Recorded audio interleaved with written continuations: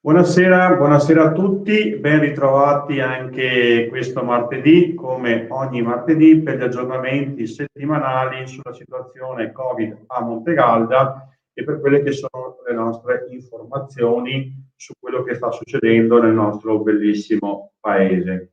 Io vi ringrazio per essere qui anche stasera, comincio come ogni volta con la mascherina per ricordarvi le 3 regole fondamentali in questo periodo, quindi tenere la mascherina, igienizzarsi frequentemente le mani e soprattutto mantenere le distanze per riuscire a combattere questo virus.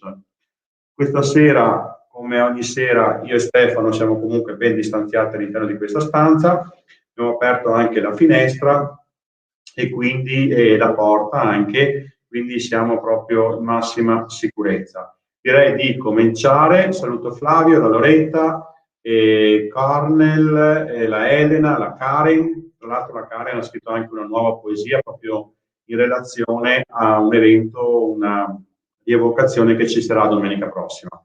Quindi questa sera non ci sono ospiti, saluto la Loredana, Nerio, la Francesca. E questa sera non abbiamo ospiti, non abbiamo parti speciali, semplicemente un aggiornamento sul Covid e vi racconto un po' quello che succederà domenica prossima e poi se ci sono domande ben volentieri come ogni volta rispondiamo. Salutiamo Elisa, Emanuela che ci segue sempre, da Colzè, dalla bellissima Villa Feriani di Colzè, la Teresa, la Miriam, Elisabetta. Ok, direi di partire. Allora, partiamo con la situazione Covid. Possiamo dire che la situazione è in miglioramento. Abbiamo 12 concittadini positivi, quindi siamo decisamente in una situazione migliore rispetto alla settimana scorsa. Quello che è importante però, come vi ho detto più volte, non è tanto il numero di positivi, perché posso tranquillamente dire che ero più tranquillo e più contento quando avevamo 50 positivi ma nessun ricoverato. Purtroppo 2 nostri concittadini sono attualmente ricoverati, di questi 12, e il fatto che ci siano delle persone ricoverate, quindi che sono lontane dalla loro casa, senza poter vedere i loro parenti, amici e comunque lontani dalle mura domestiche, comunque è sempre una situazione di disagio e di preoccupazione. Quindi io penso che in questo momento il pensiero più importante e principale di tutta Montegalda vada a queste persone e la vicinanza di tutti noi, sperando che possano presto tornare a casa. Quindi non guardiamo tanto alle 12, al numero 12, che è in calo rispetto ai numeri che abbiamo visto anche nei mesi scorsi, ma guardiamo a questa situazione di positivi. Questo per dire che non siamo ancora fuori dall'emergenza. Sono aumentati i nostri concittadini e concittadine vaccinati, sono aumentati comunque i negativizzati, aumentano le precauzioni, però non dobbiamo assolutamente pensare che l'emergenza Covid sia finita. Anzi, è proprio in questo momento in cui rischiamo di rilassarci che rischiamo anche di aumentare il contagio. Per quanto riguarda la situazione nelle scuole elementari e medie, la situazione è tranquilla, all'asilo la situazione è tranquilla e anche nelle due case di riposo, l'Alpertico e Nostra Signora di Fatima, la situazione è tranquilla, non ci sono persone positive. Questo mi piace sottolinearlo per quanto riguarda le case di riposo, penso sia una piccola rappresentazione nel nostro paese di Montegalda di quella che è l'efficacia del vaccino. Al di là di varie considerazioni, le due case di riposo in questo momento, o perché sono negativizzati o perché sono stati vaccinati, non hanno soggetti positivi. Pensiamo al dramma che abbiamo vissuto qualche mese fa con i nostri genitori, nonni, anziani, che erano veramente in una situazione di estrema difficoltà, per non parlare degli infermieri. Ora, con infermieri e ospiti vaccinati, possiamo tutti tirare un grande sospiro di sollievo. Io non ho molto altro da dirvi. Se avete voi delle domande, ben volentieri, altrimenti io finisco con i saluti, salutando Giuseppe Caffaro, Valerio, e che Valerio è venuto anche domenica a fare la giornata ecologica. Domenica scorsa c'è stata la giornata ecologica con circa una ventina di volontari. Abbiamo pulito tutte le sponde dell'argine. Speriamo che la prossima volta ci siano ancora più volontari e si possa fare un lavoro ancora migliore. Ricordiamo che a Montegalda siamo riusciti a fare ben 2 giornate ecologiche, una di solito a inizio ottobre e una è stata fatta appunto questa settimana, domenica scorsa, anche con una discreta partecipazione, e ha unito in maniera simbolica Padova a Vicenza. Quindi la giornata ecologica era stata denominata da Galileo a Palladio. Posso anche farvi vedere un po' di locandine, così introduco anche la seconda parte della diretta, in cui appunto vi vado a parlare di quelle che sono le iniziative del prossimo fine settimana, della prossima domenica. Saluto anche la Fabiola che ci segue da Laghi. Ok, allora, come vedete, questa è la locandina della giornata che si è tenuta domenica scorsa. Ha unito in maniera simbolica lungo l'Argine e lungo il Bacchiglione le due province di Vicenza e di Padova, e noi siamo stati felici di partecipare, tra l'altro, come dicevo, con un discreto numero di persone, una ventina più o meno di volontari. Abbiamo raccolto anche qualche sacco di sudicio lungo i nostri argini. Invece domenica prossima è il 25 aprile, quindi c'è la ricorrenza della Liberazione, e noi con il gruppo Alpini e con il gruppo Combattenti Eredici e l'Associazione Carabinieri intendiamo onorare questo momento. Ci sarà una celebrazione della Santa Messa a Colzè con Don Paolo, il parroco di Longare di Colzè, alle 9:45. Dopodiché, finita la messa, ci porteremo in piazza Zamperetti e deporremo con gli onori dovuti una corona di alloro e verrà fatta la benedizione ai caduti.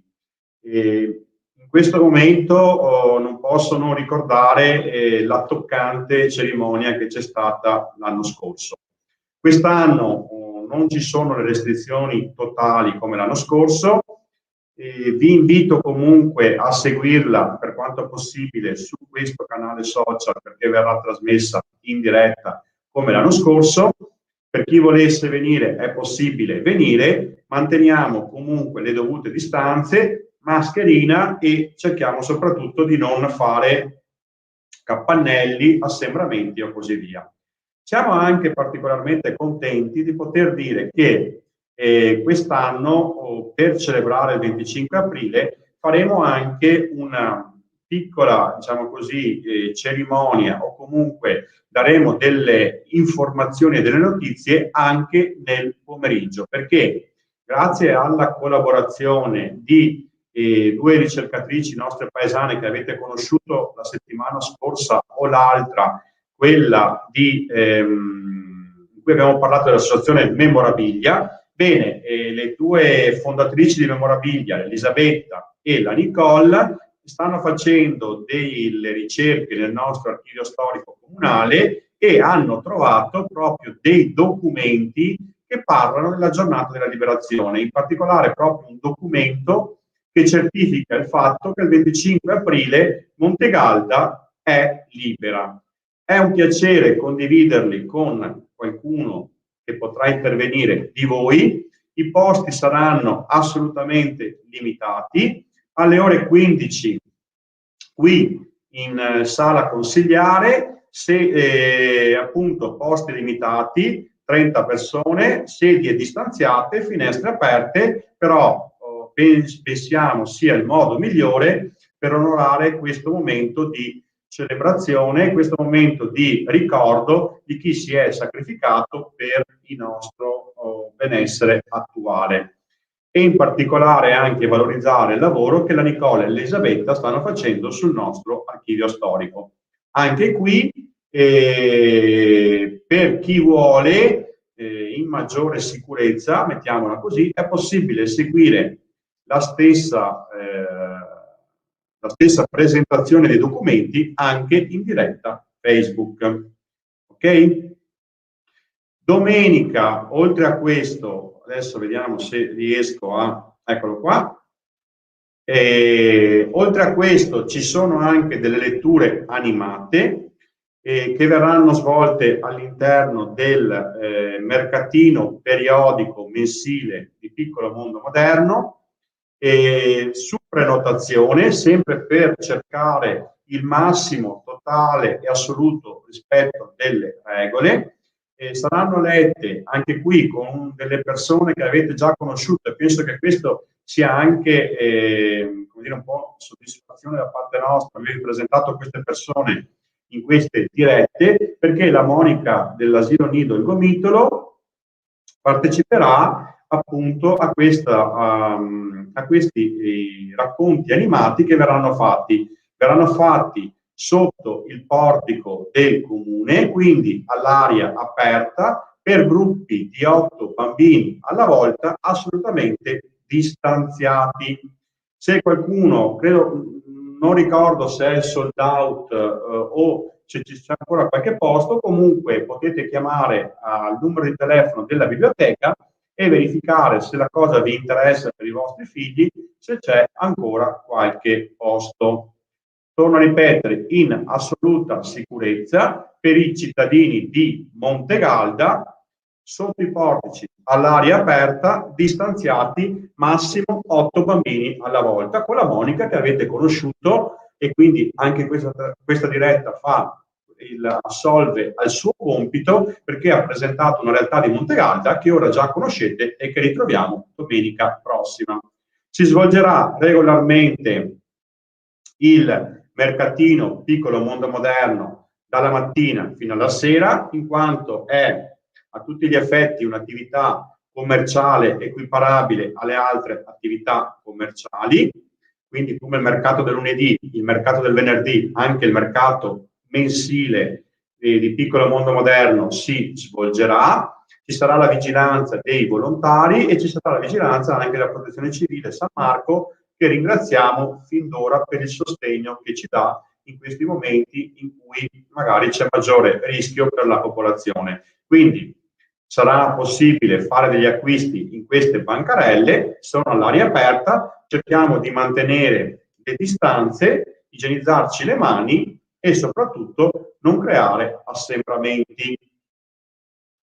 Ok? E ultima cosa che vi dico, ultime due cose. Allora, sempre domenica, e solo per i primi cittadini dei comuni che vedete qui rappresentati, oltre alle autorità rappresentanti della regione e della provincia, ci sarà la consegna di 10 alberi in modo simbolico. Quindi, non so se per chi non lo conosce, c'è un progetto che prevede 10.000 alberi per i 10 comuni dell'area berica. Quindi i primi 1.000 alberi sono andati, il primo obiettivo è raggiunto e da domenica cominciano le consegne. Quindi domenica mattina in maniera simbolica ai sindaci, il pomeriggio o comunque su appuntamento a seconda di quando verrete chiamati per quelle persone che hanno già prenotato gli alberi, ci sarà la consegna degli alberi.